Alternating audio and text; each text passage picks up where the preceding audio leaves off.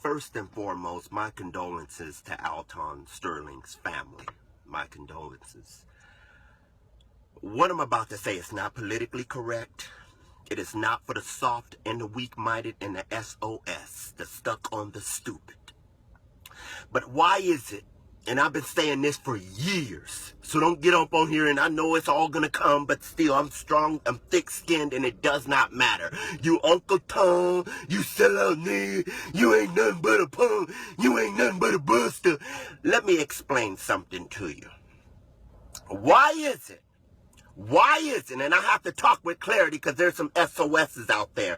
Why is it that a black man's life is only valuable when the police does something? Explain that to me. Explain it. How is it that a black man's life is only valuable and it only gets recognition when the police does something? What happened to Alton Sterling happens in your community every single day. Every single day that happens in your community. But it's a problem when the police does something. And I started thinking, and I was asking God, why is it that black people only wake up to their senses when the police does something? And you know what came to me? It's like the word nigga. We use it on each other and it's okay. But when someone else does it or says it, oh God, it's a problem. Look how far we've gone. Look how low we've gone. Look how oppressed we are. Look how trapped we are. Where we don't even know what we do to ourselves. Look at us. Look how low we've gotten. The only way a black man's life is valuable when the police does something. When we do it, it's just one less Negro off the street. Explain that to me, you blind sheep. Because until we fix what's wrong with us, this is going to keep happening. Just like I said from years back. It's time for us to wake up, and it starts with us. We do have two ushers collecting. So our first question, and I know Milo's got strong opinions about this, but we've talked about feminism as a whole, but how do you explain male feminists, especially our friends with the air horns? Male feminism is a sort of disease. It's a sort of brain disease brought about by, I think, low self-esteem and lack of sex. There seems to be an undercurrent in the modern progressive movement of men who are so desperate to get laid they will say literally anything. Some of those things can involve demonizing their own skin color, sexuality, and gender simply in order to get plaudits from some of the most awful women on campus. I think male feminism is a very odd phenomenon. It seems to have, this sort of particular kind of progressive male feminism seems to have popped up only really in the last couple of years, and you'll see it sometimes on the pages of Vox and BuzzFeed and Gawker and Mike and terrible places like that. And it seems mainly a result of a failure in journalism, actually. It's a failure in the way that we, as commentators and interpreters of the world, are considering our role, not as imparters of knowledge or as people who are supposed to be out there and finding the truth, but rather journalism's become about virtue signaling. And for too many of my colleagues, the primary purpose of their job, what they get up to do in the morning, is to advertise their own moral virtue. Instead of telling us about the world as it really is, instead of telling us what the problems are out there and what the various different approaches to that might be, the function of the majority of journalism, particularly, I have to say, on the left, appears to be to advertise what nice, right-thinking people we are and how much we hate sexism and racism and all that kind of thing.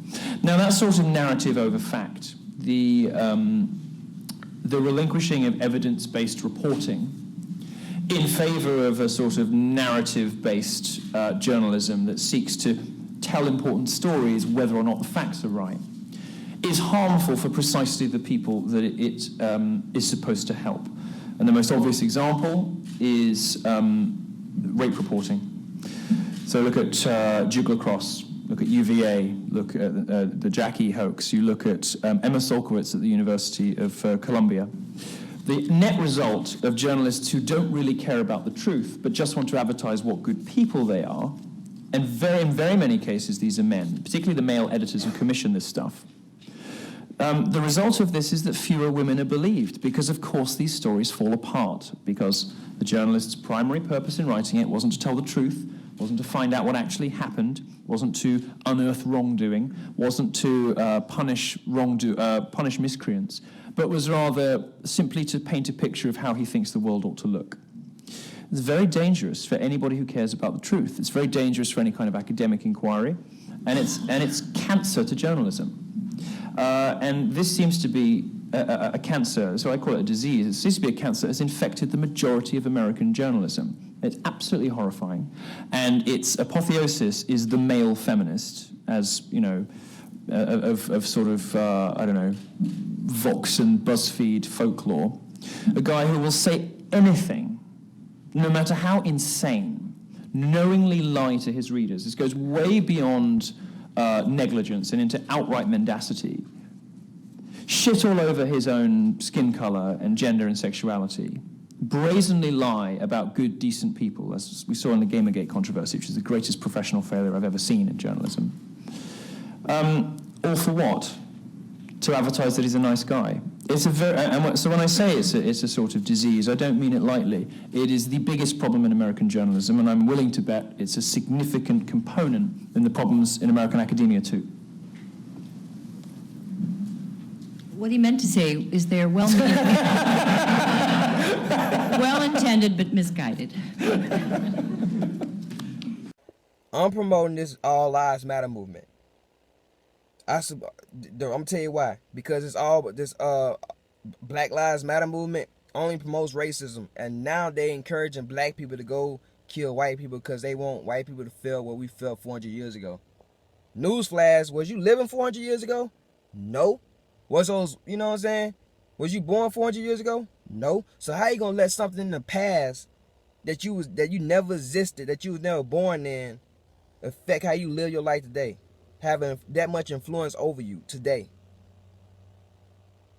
All lives matter. That police officer that got killed by that black man because that black man listened to what y'all was saying by going out and killing white people.